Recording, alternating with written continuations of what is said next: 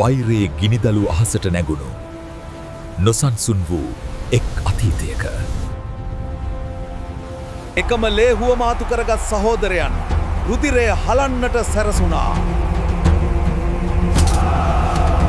මාම සහ බෑනා අතර ඇති වූ මේ මාරාන්තික ගැටුමට මුල්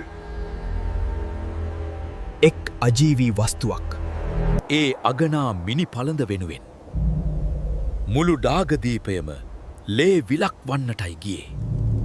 මේ මහා විනාශය දිව්‍ය නේත්‍රයෙන් දුටු මහා කරුණාගුණෝපේත බුදුරජාණන් වහන්සේ.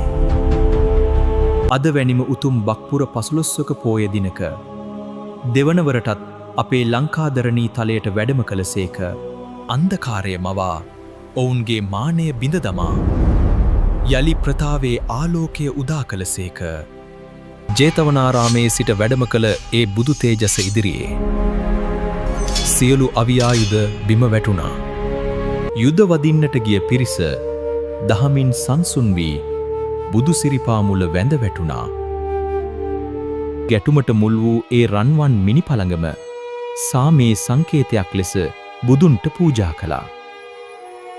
වෛරයෙන් වෛරය නොසන්සිදෙන බව දෙසූ ඒ උතුම් ධර්මදේශනාව ඔවුන්ගේ සිත් සුවපත් කළා.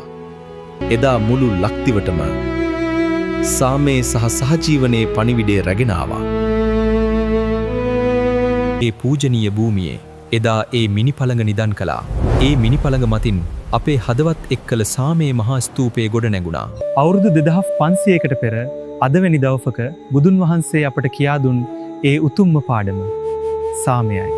ක්‍රෝධය අතහරිමුට එකිනෙකාට සෙනෙහස දක්වමු. ඔබට සාමය පිරි පින්බර බක්පෝය දිනක් වේවා. වෛරයේ ගිනි නිවාදමා සාමය මෙහි රජයයි.